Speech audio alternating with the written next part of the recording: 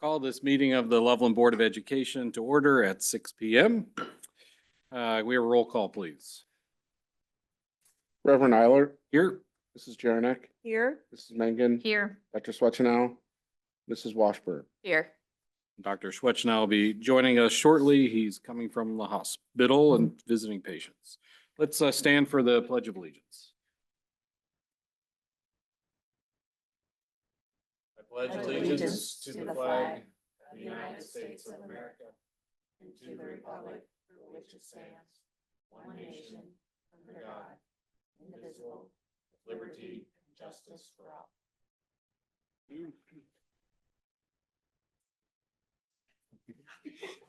The agenda was mailed out on Friday.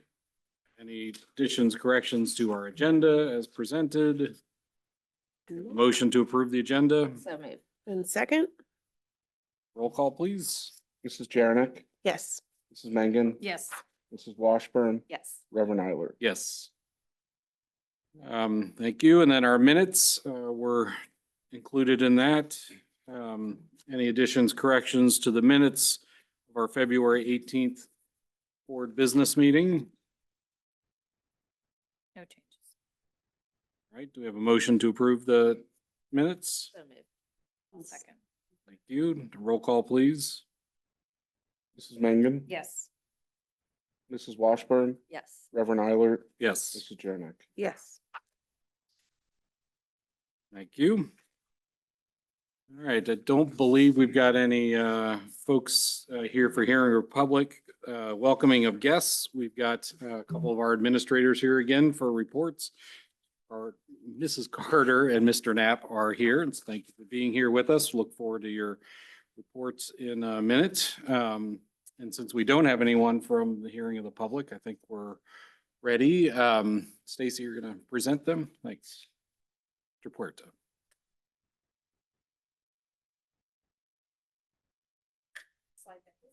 Of course, we're saving the best for last. Tonight we have our principals from LIS and single time. Thank you.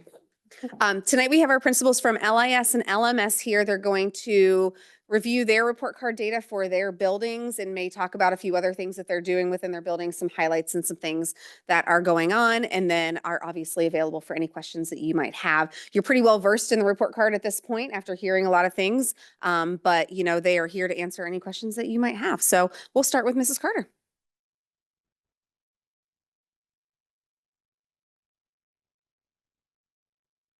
Well, good evening. Thank you for having me. Obviously, there's nothing that I like talking about more than my building and our building. I feel like I tell people this all the time, but I feel like Loveland Intermediate is a little slice of heaven. It is a great place with great people. And so when I share the report card, I share it kind of in honor of the whole staff, because we had a little staff appreciation week last week with everybody. And I think it's so important to show them that appreciation for everything from, you know, in the cafeteria workers who come up to me and say, hey, Julie, I'm really worried about this kid. They're not eating. You know, anybody that is in our building knows that we're a team and that we're working together, not just for this report card. I mean, we are working together to make a difference in the life of kids. So, you know, the report card is always a little frustrating for me because it's like I always want to be at the tippity top of everything, but also those small successes and those relationships that we're building with kids and them feeling loved and cared about is the most important thing. And I say we may not be perfect at LIS, but kids are going to leave there knowing that they are absolutely loved, and that they have people they can go to and care about. So with that being said, our report card overview, Adam, so our overall rating was a 4.5 stars. In achievement, we had 5 stars, and then the progress component is 3 stars, and then that gap closing is 4 stars, and then we'll delve into what each one of those categories entails. So achievement is basically, you know, our Loveland Tigers are achieving at a very high rate. We have lots of students that are falling in that accomplished and advanced category. And honestly, we are working really hard to put supports in place and show growth with our students who are not. And so a lot of our time and energy is being spent on identifying those students, but also identifying the barriers, identifying why they struggle with engagement. And a lot of those times it's environmental factors, it's trauma, it's a lot of other things that we're trying to meet their mental health needs, a lot of just, making sure they're fed, making sure, so that they can come here ready to engage in learning. So not just academically, but definitely social emotionally, there's a lot of things that go into those students who we are trying to move. So I think you can go to the next slide. That is more of a breakdown of just how high a percentage of our students that are scoring in that advanced and accomplished range. And obviously we're getting those students coming to us from LES that are achieving at a high rate. And really our job is to make sure that they're continuing to do so. And I feel like we're doing a really good job at doing that. The next one is progress. This is probably the one that frustrates me the most because I feel like we are pouring so much energy and we are showing growth. We're showing the expected growth compared to what the state is saying should be expected growth. But obviously, I would love to be at 4 or 5 stars in this. But to be honest, with all measures and it being a snapshot of once a year and things like that, I would say I have a lot of data to support that we're making good growth with MAP, with iReady scores, other things like that, with progress monitoring for our students with IEP. So definitely this is a snapshot that our kids are making good growth, but we're always challenging ourselves to be higher than just the expected. We want to be more significant than that. So gap closing. So at LIS, and this varies from year to year, so you might have seen different subgroups for different buildings, but we had a good amount of subgroups last year. And it's just really trying to make sure that we are moving students at the same rate that are in these subgroups. So a lot of times in these subgroups, the frustrating part is they're making growth and they're making sometimes more than expected growth, but we're not necessarily hitting that specific number target that they're giving us. So, so we were 4 stars, which I feel like is great. But obviously for some of our at-risk populations, we are wanting to, our goal is to make as much growth as possible. So. All right. The last one is more of that breakdown of gap closing. So you can see some of the gifted stuff we've never received any points out of, but we are showing growth in those gifted students. So that's an important part. We also have within that the chronic absenteeism that we're meeting. Mr. Hart oversees all the attendance, which is working with families and really talking about what can we do to help you and your family get you to school. We really try to work with people and not to ask something that they can't do, but to make logical steps and how we can support them to get their child to school and how we can try to reinforce their child to be motivated to want to come to school. So I feel like that's a great thing that we're continuing to meet that measure. You can see that we continue to make in the achievement, we're doing well, but then again, in those progress components, those are the ones that we're not meeting in that gap closing. So we're coming close and we're showing growth, but we're not necessarily meeting the state measure, which lovely changes from year to year. So minus the report card, I feel like some things that are worth mentioning from the LIS side of things is just, I think every year, obviously I started off as assistant principal with Garth, got to learn a lot there. And every year I think as a staff, our biggest thing is to take what we've built and continue to make it better and continue to add to it and see what the students' needs are and adapt to what their needs are. Like, again, I would say a lot of our kids are coming to us with a lot of social emotional needs, a lot of kind of baggage, whatever you want to call it, that it's really like we're working through those skills in order to be successful in the classroom and learn. So I think between our office team, Mr. Gilbert, Mr. Hart, our school psych, Mrs. Purd, and myself, of 4 of us, I mean, we are constantly working hard to support kids, to support our teachers, to get them back into the classroom and in a headspace where they are ready to engage with learning and make some progress. And I think that's something that is so important, is to have those strong teams and our strong team supporting our teachers, which I said before, I feel like our teachers are amazing and they continue to do things and go above and beyond to provide opportunities for our students. Do you guys have any questions for me? Looking at the gifted piece, I know we've talked about that before, but I don't remember where we are in terms of gifted services in your building? And are there Mhm. things that from a district standpoint that would be helpful for you resource wise? How do you feel like we're doing there? What? So we are, and Stacy can probably speak to some of the points, because some of what we're missing out on points is just like identification and how you go about big picture identifying students. But we are serving all of our gifted students through making sure that our teachers are going through training. And then we have advanced classes and regular classes, which is a change from about 4 or 5 years ago. We made that change during COVID. We used to have a gifted teacher. We do not anymore.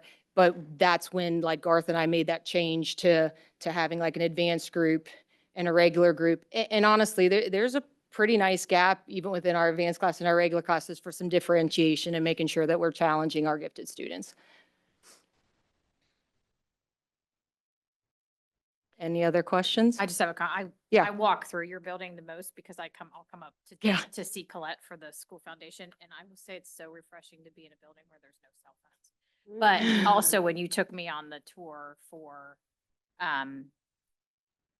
School Board Appreciation Week, just seeing how all your staff hands off to one another is amazing. So I mean, you know, you maximize, your team maximizes the school day and you can see them talking to each other about, hey, how's this student doing? So I just appreciate the work your team's doing. Thank you. They're pretty wonderful. And one thing I did want to mention is, I just wanted to say thank you because this is the first year that we have a reading teacher, a reading intervention teacher at LIS. And part of the reason that we needed that was based upon the state requirement for high dosage tutoring and things like that. So obviously there were some additional requirements that the state gave us, but that has made a huge difference in serving our students and having somebody who can help progress monitor those at-risk kids. Like we have intervention specialists, but we didn't have anybody that was kind of that in-between person. We're also using that person a lot to support some of our EL population that's growing. And this year we kind of had some space to be able to take more students. So some of our newcomers are getting a lot of great intervention from that position, and that a lot of our EL students, they are taking off the more that we're giving them, the quickly that we're giving them. And that's going to show in some of our subgroup data too. So thank you for that, because it has been a really good, Carrie Glover does a great job, and it's been a great thing for our campus to have that. Been interested to hear in the other buildings, the positive experience that people have been having with the iReady materials. Are you feeling like that's working well in your building as well? That's been. Yeah, I mean, the thing is like, and David could talk about this too, like we have a lot of different digital programs and things like that. And we've been really trying to figure out like the iReady diagnostic versus doing like the pathways piece of it, which is more that you should practice this many times. And you know, and the challenge for us is we have like programs that our teachers are very used to and are well-versed in how to interpret that, you know, like those types of things. I know Zern came out from the state, and then we also have like IXL and other things like that. So I think we're trying to figure out, and David can speak to that too, is, you know, do we use iReady as just a diagnostic, you know, to replace MAP, or do we use the pathways part too? You know, and if we do use that, are we ditching programs that currently our teachers are effectively using? So I think David and I have kind of trying to be consistent with that and hoping to kind of make some decisions too. But we're trying to get a lot of, because we're just piloting it this year. So we're trying to get a lot of feedback from staff of what's going to be the best fit. So I don't know. Would that? Yeah. Anything else? Thank you. I appreciate all Yeah. your Well, information. thank you guys for your support, because it is absolutely refreshing to be able to have a board that is so supportive of our students and our staff, and our staff knows it. So thank you very much. Good evening, board. Good evening. Good evening, esteemed guests in the audience. It's always great to be here and present all the awesome things happening in our school. Just echoing Julie, you know, we appreciate this opportunity. I've been told by at least 4 people tonight to keep it quick. I don't know what that's saying about me and my typical presentation style or length, but It just says something about that back row. I think so. I think so. We'll try to highlight all the awesome stuff. You know, while the principals get to come up here and speak on behalf of our school, this is just us being the messenger, right? Like this is a celebration of our staff, of our kids, of our community, and there's lots of stuff to always share. You know, at LMS, I feel like we're having a pretty good year. We've had some changes this year on our administrative team with Mr. Bruce going up to the high school and Ms. Robinson and myself taking some different responsibilities. And while we miss JB, it's been a good thing. I think we've kind of, it's been an opportunity to reflect on some things and do things a little bit differently. We've welcomed an awesome new athletic director, Corbin Litke, to our team as well. We have an awesome office team with Kim Schaefer, our counselor, Danny Taberti, our school psych, who gets to be at LMS full-time now, which has been a massive support for our staff and our students. Ms. Robinson, obviously our assistant principal.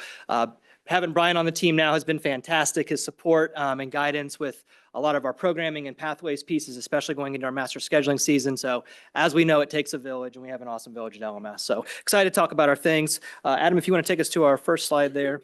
So we are very proud of our 5-star rating again. And again, just kudos to our awesome kids for their efforts. We know that these data points really come from that state test, right? So it's a moment in time, it's a snapshot, but a lot of the hard work that goes into that. So overall rating of 5 stars, achievement and gap closing being 5 stars, and our progress component rating being 4 stars.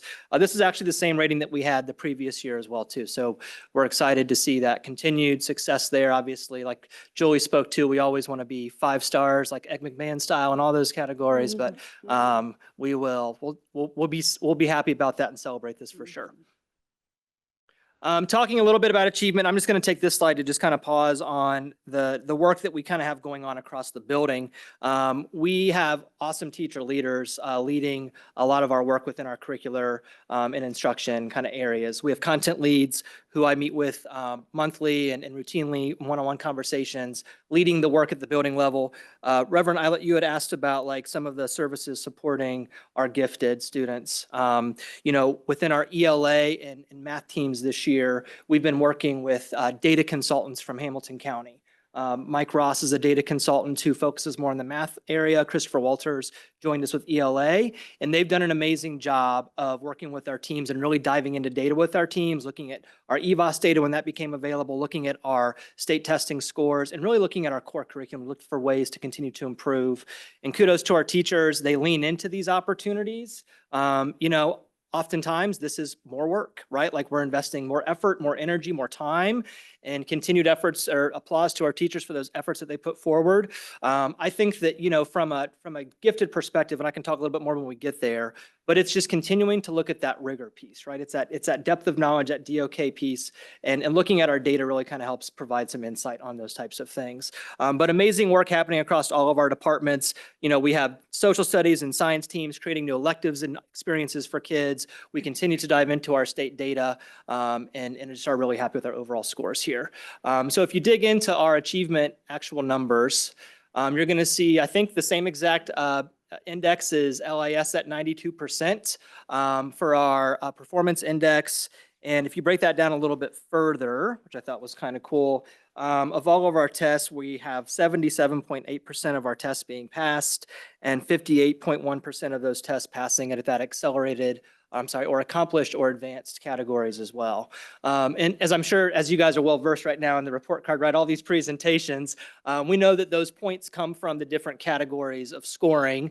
You know, and as you get more points higher up the ladder, that's kind of what factors into that PI index. So we're very happy to be where we're at with that. The next slide I added in there, just to take up a little bit more time, of course, but to also tell the story a little bit of just kind of where we've been over the past 5 years.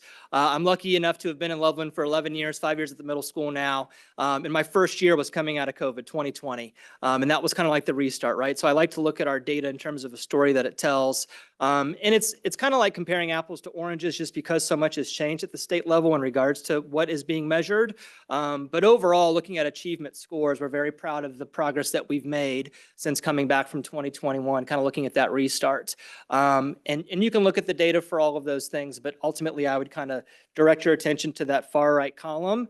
And I think just overall, when you look from 2021 to 2024, that PI index, that percentage is pretty awesome when you look at that growth there. So just kind of an overall picture of continued growth, continued improvement that we want to continue to focus on just in regards to how we're supporting kids.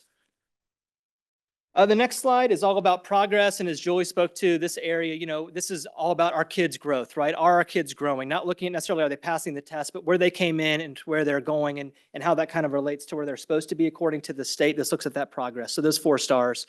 So it's good, of course. That's something to celebrate. I did want to point out 2 things, and this data is not on the slide. This you have to kind of dig into our EVOS data to look at this. But in working with our data consultants, one thing that did come to the surface, our 7th grade ELA team performed very, very well. And one of the things that Mike from Hamilton County continues to remind our teams are, it's very rare that you see districts that achieve at such high rates that also show such high rates of growth.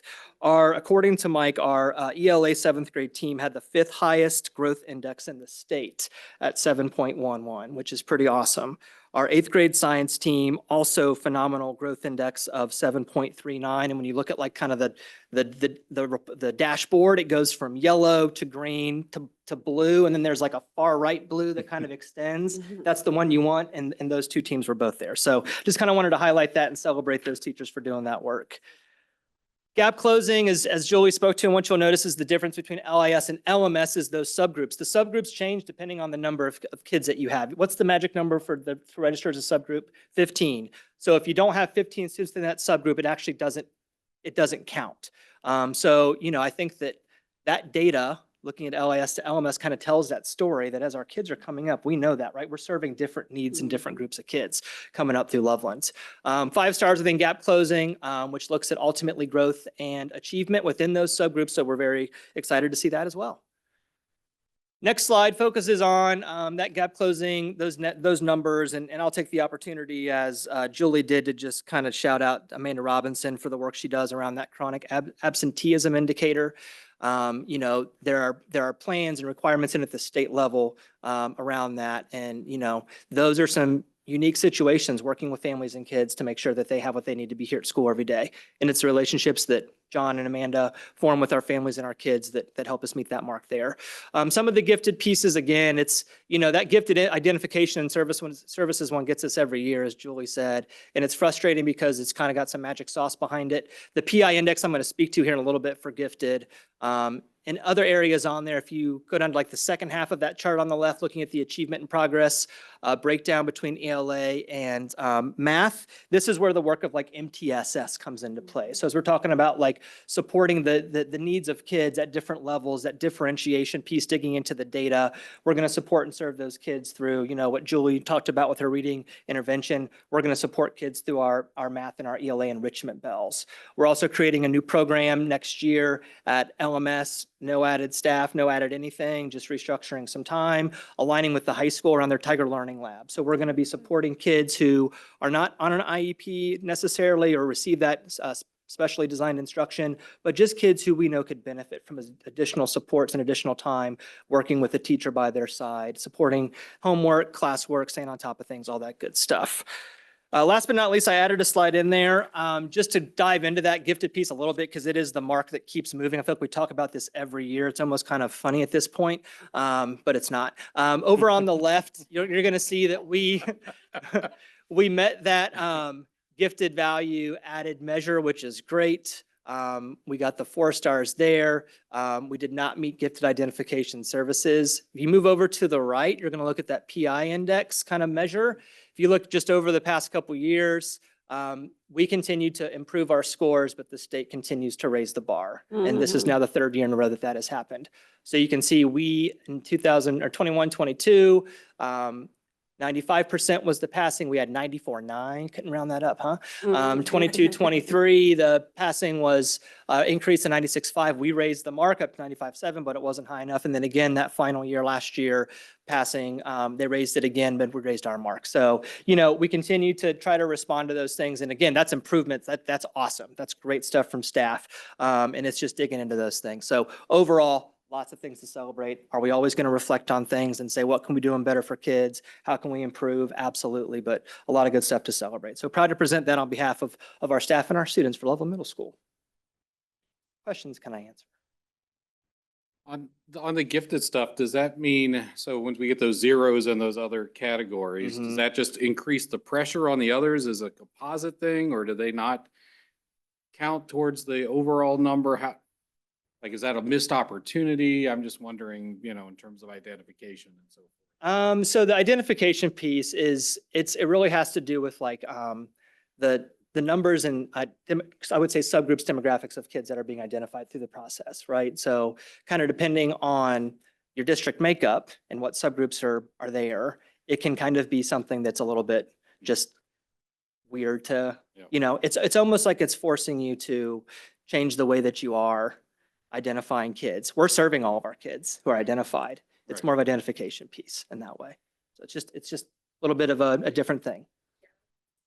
That what they want to see is equitability across the board. So if you have 20% of your entire population is economically disadvantaged, they want to see 20% of your gifted population is economically disadvantaged. And so, and the identification piece happens, most students are identified even before middle Mhm. school, Yep. The older kids get, the fewer identifications that we Mhm. have. So part of that piece is, it's the difference between where you are and what percentage you're identifying and what your district is sitting at. And those are all or nothing measures. So like, even for this one where, we kept, we're Right. less than a percentage away. Right. It's you still zero. get zero. Okay. So that's really. You're not, yeah, 4.9, it's 0 or but- 5. All right. Yeah. Thanks, Stacy. Makes things hard. It does. Yeah. Yep, it does. I appreciate everything that you shared with us Yeah. tonight. A lot of good information again.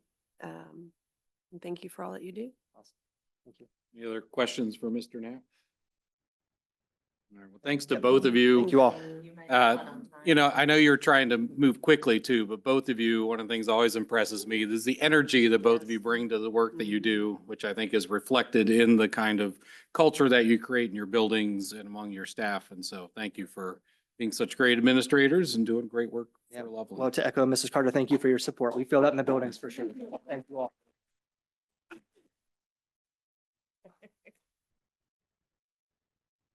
All right.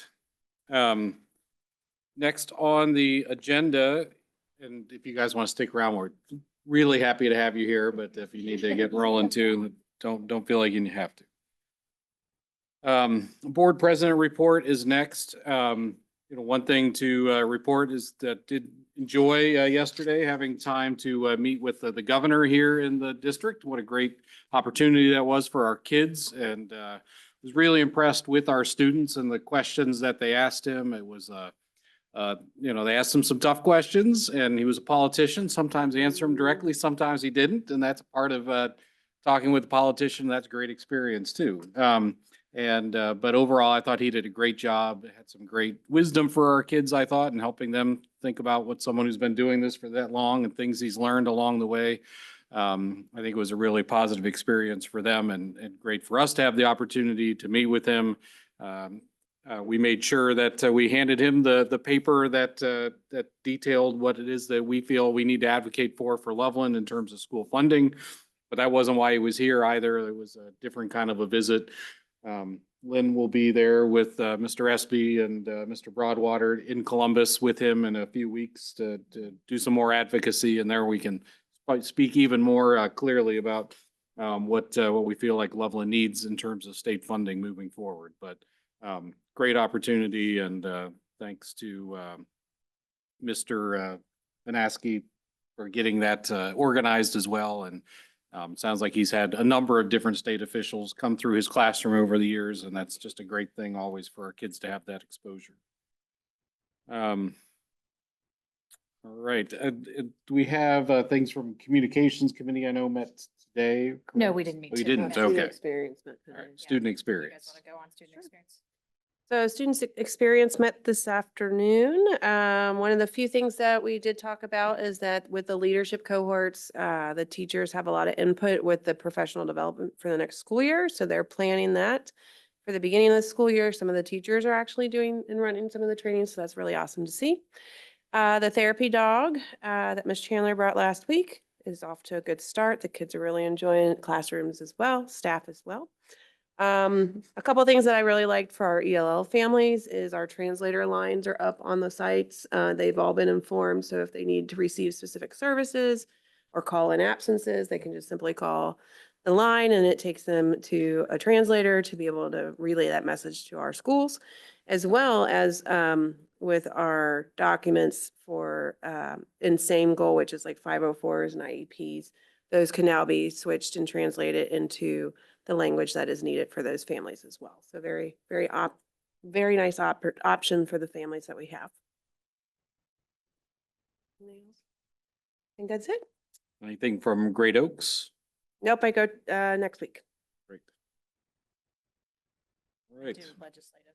Yeah, just a quick- please. So, how, it's the biennium budget, so we're working through with the state on the state, and we're, next week on Monday night, we'll read state funding committee, so to make sure that, our community knows that with the current budget proposal from Governor DeWine, that the reduction in the guarantee, and the Fair School Funding Plan is being implemented, the final phase, but the inputs aren't being updated. So that's impacting us negatively as Mr. Espy talked about last time. So we want to make sure that our state funding committee is up to date. So that is happening next Monday night. I am going to Columbus tomorrow morning to testify on House Bill 96. So really appreciate the one pager that Mr. Setters and Mr. Broadwater and Mr. Espy put together for us. That is very helpful in communicating that message. We've also been listening in, Claremont County Chamber of Commerce had a call with Representative Byrd and Representative Schmidt. Representative Schmidt really isn't doing anything with education, but Representative Byrd gave his position on things. And then we also had a meeting with Hamilton County ESC legislators. And I think there was about seven different legislators there. So helpful to make connections. But there's a lot of other legislative changes coming or pending, but the most urgent one right now for us is the House Bill 96. All right, thank you. All right, I think that it for the president's report. Next, we have approval of board policies. And the main one we need to look at is policy JN, full day kindergarten tuition. Mr. Espy, you want to address that? Yeah, this is the second read, so you would be actually taking a vote on this. This essentially creates a sliding scale like the Department of Education and Workforce has asked us to come up with. It essentially creates, if a student qualifies for reduced lunch, they would have half full day tuition for kindergarten. If they qualified for free lunch, they would have reduced, they would have $0 that they would owe for full day kindergarten tuition. So essentially creating that sliding scale with this policy, and it is the same exact policy that we had, just with that language inserted. I was looking over we had the list of where that was for this year, and I just wanted to say a thanks to Mr. Patterson and his staff there. In terms of working through that with families, and you see of varying amounts that families are contributing. So we're asking them to do what they can, but we're giving that opportunity for families to have the all-day kindergarten experience for their kids, which makes a huge difference in success moving forward. I did some adding, and it was over $100,000 and essentially in scholarships that we've been able to provide for families in the district to make that possible. And so what a gift I think that is, to and a creative way to make that all work for our families, since we can't simply offer all-day kindergarten as part of our regular way that we do kindergarten. But so many families obviously are taking advantage of that, and we're making that possible. So it's outstanding. Yeah, and one other point there, because we're a guarantee district, we would not receive any additional funding if we did full day kindergarten for all and took away the tuition, which is how some districts are able to do that. We would see no increase in funding. So that's really why we're not able to offer that without tuition. Thank you for that reminder about that as well. Very good. Do we have a motion then to approve the policy JN as presented? So moved. And second? Roll call, please. Dr. Swetchnow, Yes. Mrs. Mrs. Washburn, Yes. Reverend Eilert, Yes. Mrs. Jernick, Yes. Mrs. Mangan. Yes. You. And I don't think we've mentioned, Mr. Broadwater is out of town at a conference, national conference today, so he's not with us. So that's why he's not making a report at this meeting. But next we have Mr. Collier to do our Assistant Superintendent of Human Resources. Good evening, everybody. I have a couple of different, I have three different sections that I want to make sure to go over with you guys today. The first of which is just our monthly HR report. I want to make sure to mention that there are 4 items that were added since the first time that you guys would have had your eyes on this, and they are highlighted in yellow. So there were some things that happened yesterday and today. And I wanted to make sure, because our next business meeting, because this one's early in the month, our next business meeting isn't until the middle of April, so wanted to make sure to get them on. I want to make sure to draw your attention to Section A. There at the top, we have a PE teacher who has been with us for 30 years. Steve Henke, being in the LES gym. When I walk into that gym, I instantly think of Steve being there. He is retiring, so we want to make sure to thank him for his service. And I got to tell you, I was talking to Mrs. Forn about this the other day when I was meeting with her, and she was talking about, it's going to be really weird not having Steve in the gym. It's just all of her time that she's been there at the elementary school. It's just a mainstay. Parents, if any of you have had your kids go to LES, he's the person that many people see at the very beginning of the day when kids are getting out of cars or they're being dropped off in the morning. He is a little bit of a high energy kind of guy. And he gets the kids moving in the gym. So just want to make sure to recognize him and to wish him the best in his retirement.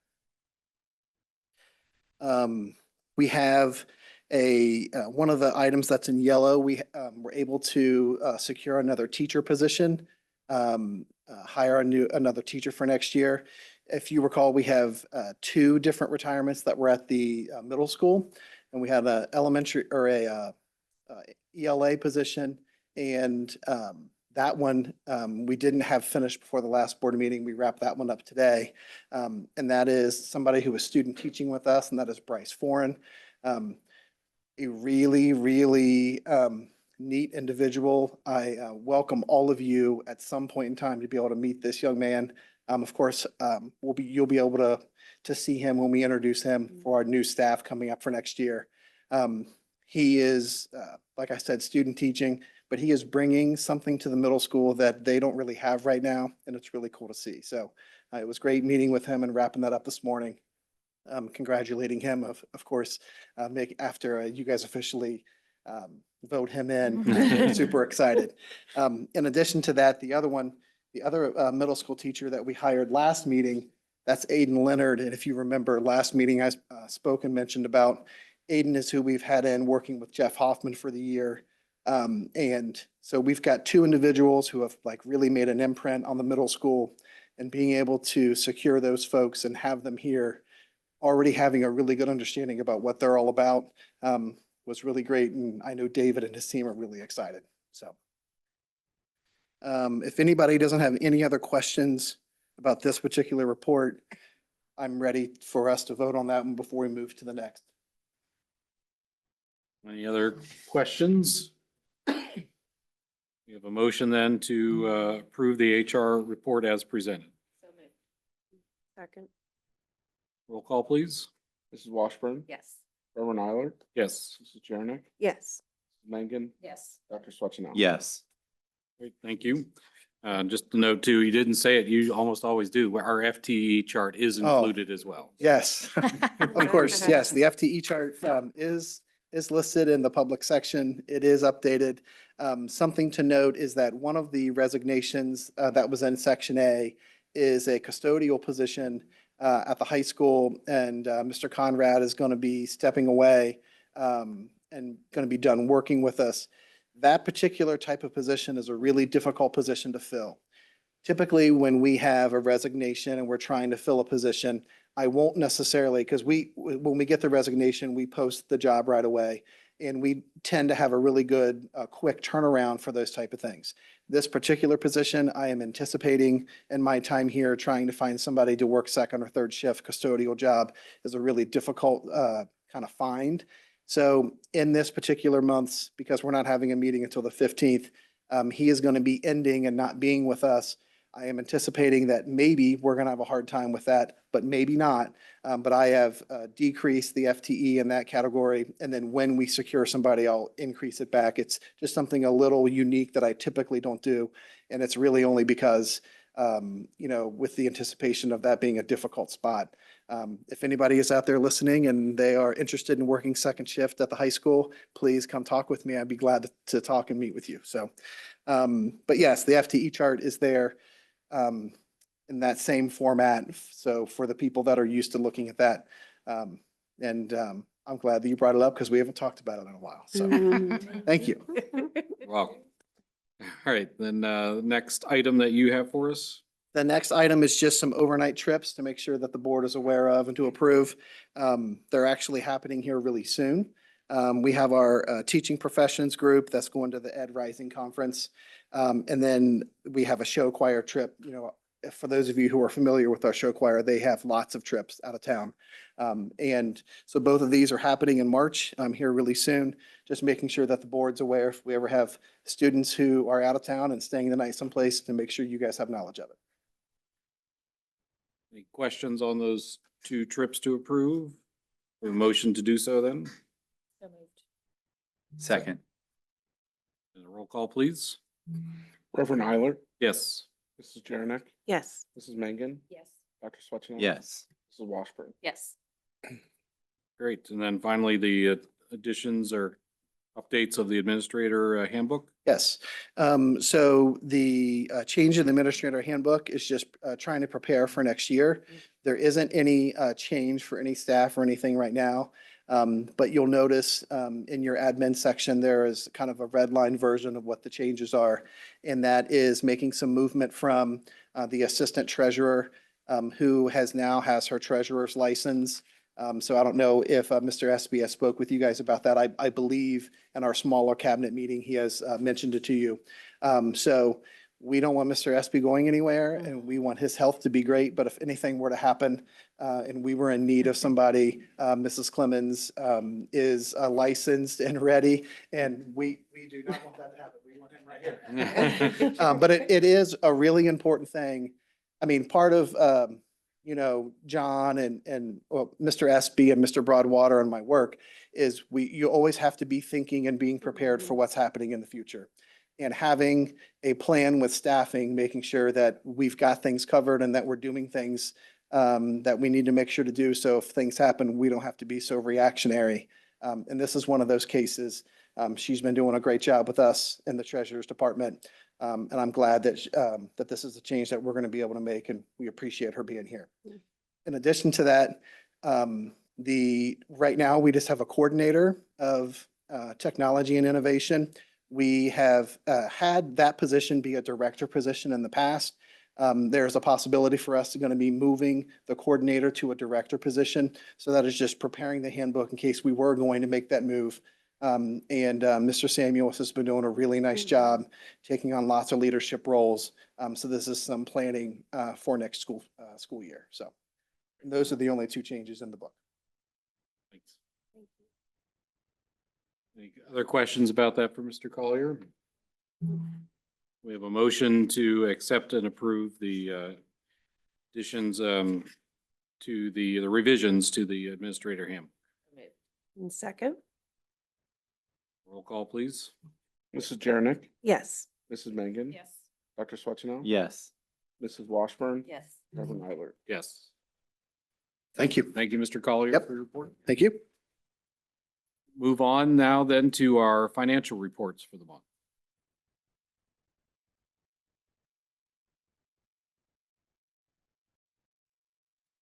All right, thank you, President Eiler, members of the board. Happy to bring to you the February financial reports.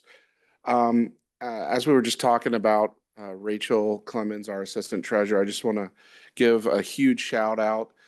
Yesterday in the first business day of the month at, I think, 10:30, we closed the month. I kind of razzed her a little bit and said, I was hoping for pre-9 AM, but but no, it was a joke, obviously. But I just want to recognize how quickly, obviously having this meeting earlier than normal. I just, a huge shout out to her and the treasurer's office team for, being accurate throughout the month to be able to provide these. So just huge thank you there. As we look at February, 8 months through the fiscal year, believe it or not, we are showing a positive impact on cash balance equal to 0.002%. So albeit small, still on the positive side of the forecast.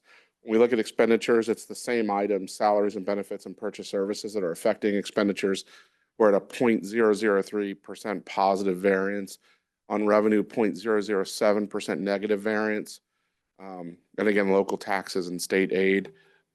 By no means are there any alarms in any of these areas. We're really, really tight on both expenditures and revenues.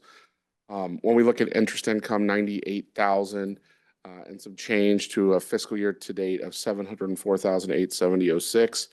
That's about $50,000 higher at this time of the year than last year with falling interest rates. So it's pretty great to have that.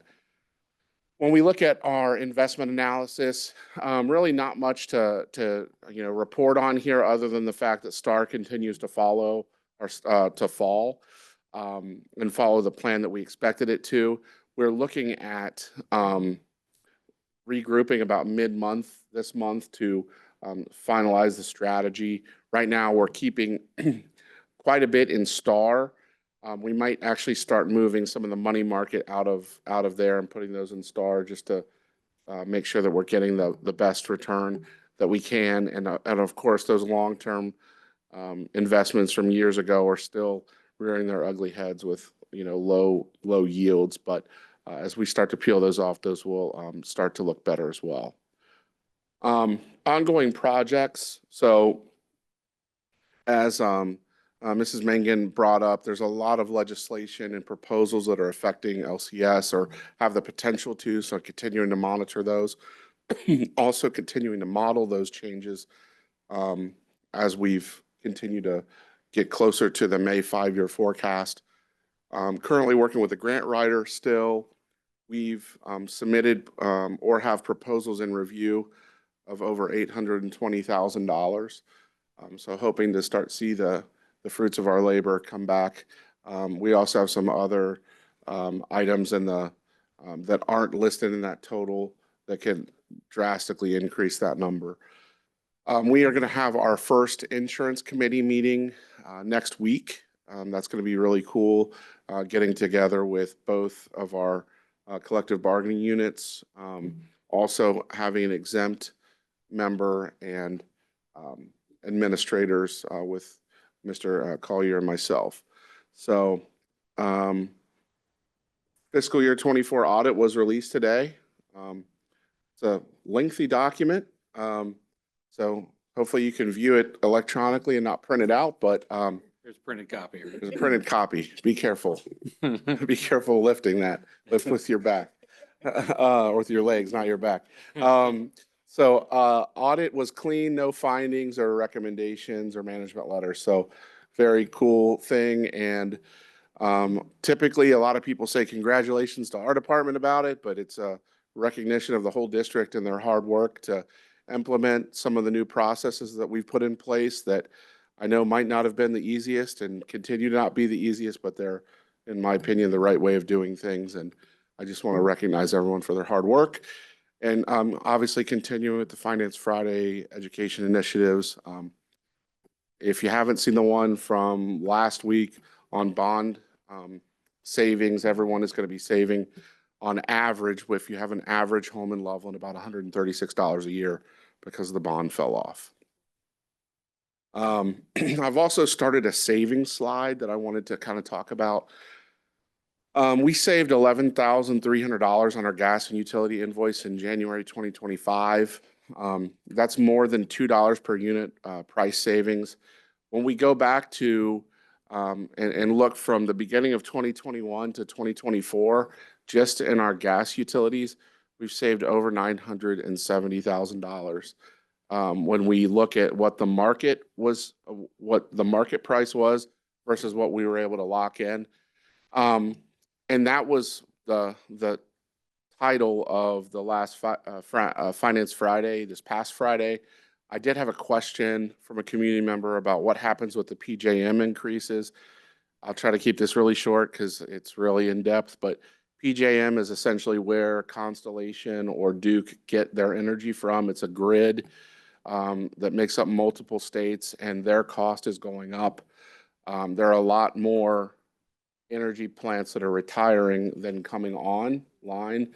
Also, with cryptocurrency and AI and computers working essentially 24/7, there's a lot more draw on that network and that grid. So PJM is going to be passing on some substantial increases in June of 2025, and we're working with our current vendor to see how we mitigate those. We feel like we have a plan. Mr. Brian and I are meeting this week to kind of finalize that and see and kind of get our marching orders on where we go forward with it, but we feel confident we'll be able to mitigate that. You're also applying for a grant, right, for solar as a potential way to mitigate some of that? So we're working on grants for that. We're also looking at financing that we can do. Part of it centers around our roofing. You don't want to do solar without a roofing project. So we're letting the roofing kind of take the lead on that. But we're very excited to be exploring that as well. And we've implemented our electronic payment and vendor payment process for vendors and staff. This is just safer payments, but we saw about $9,500 in new revenue into the district last fiscal year. So excited to have that going forward. Any questions? I do want to echo Reverend Eilert's sentiment about being able to give an elevator speech to Governor DeWine yesterday before he met with the class to talk about Loveland and his budget proposal. He was definitely attentive to what I had to say. I think he was astounded when I said we're a top 3% district when we look at 5 stars in every category. We're being funded at a per pupil rate of the bottom 15% in the state before the reductions or the proposed reductions. So it was great. It was also great to see students ask some really difficult questions. And one pertinent one that stood out to me was a student asked, with the increase in funding for public education, do we expect levies to go away? And the answer to that, the very clear answer that I can give to you as the board and the community and the administration, is that if this budget proposal goes into place and continues on in the future, there will be more levies. And I think that that's something to that we're going to speak with the school funding committee about next Monday and talk about how we can advocate for funding here in the district while we're also doing these other grant initiatives and, again, trying to not be problem minimizers and problem solvers. So any questions on my report? I would just echo I think your Finance Fridays and the overall communication strategies we're hearing from our community, and and it's helpful for us to hear from the community. So we've heard very complimentary that when we're communicating, we really don't want people to be surprised. And some folks in the past that have said to us, "Hey, we've been surprised," are saying to us, "Hey, this is really helpful to see this, proactively." So so thank you to both Mr. Espy and Mr. Setters for overall communication. It's extremely helpful. I thought it was interesting too, and I thought helpful. And the governor yesterday acknowledged the fact that there are choices we make as a state. He pointed out that our funding is a combination of state income taxes, where the revenue comes from on the state side, along with local property taxes. And he acknowledged the fact that a lot of states do that very differently, but it's a choice that Ohio makes to fund schools in the way that it does. And so part of our advocacy is to say, hey, we would like to see us choose to do this differently. It's not something we have to do the way that we're doing it. It's a choice that we make. And so it's why our advocacy becomes so important and to have a lot of voices added to that plea. All right, any other questions, comments for Mr. S? All right, do we have a motion then to approve the financial report as presented for this month? So moved. Second. Roll call, please. Mrs. Mangan, Yes. Dr. Swetchner. Yes. Mrs. Washburn. Yes. Reverend Eilert. Yes. Mrs. Jernick. Yes. Thank you. And then we move to our donations and our familiar names of the Watts families, once again, contributing the Feed the Kids Fund along with the school foundation. We have a motion to accept these donations. So moved. And second? Roll call, please. Dr. Swetchner. Yes. Mrs. Washburn. Yes. Reverend Eilert. Yes, Mrs. Jernick. Yes. Mrs. Mangan. Yes. thank you. All right, the next item, I believe this is the first time I've seen these on the school board agenda in my tenure anyway. You want to give us a little background here? Yeah, so we have a mechanism where our attorneys look at any sales that occur in the district that are commercial based. And these sales were triggered an amount that's greater than, I believe it's 545,000 this year. So if the valuation of what the value of the parcel was prior to the sale changes by more than that amount with the sale, we would essentially file a complaint to have that reevaluated by the county. And that's what these Changed as a reduction. as a reduction, yes. So this allows us to, as a district, to pursue that with the Board of Revision to make sure that it's valued at the appropriate level. There's been legislation about this really in the past 2 or 3 years that's changed this, where this is the process where we have to bring this to the board. That's probably why this is a little bit new to some of you that are on the board. You said our legal counsel monitors this, correct? And Yes. brings these to you when they Yeah. get triggered by that differential. Correct. It's interesting. Any questions? We have a motion to adopt these 3 resolutions presented. So moved. Second. Roll call, please. Mrs. Washburn, Yes. Reverend Eilert, Yes. Mrs. Jernick, Yes. Mrs. Mangan, Yes. Dr. Swetchner. Yes. All right, thank you. And number 6.4.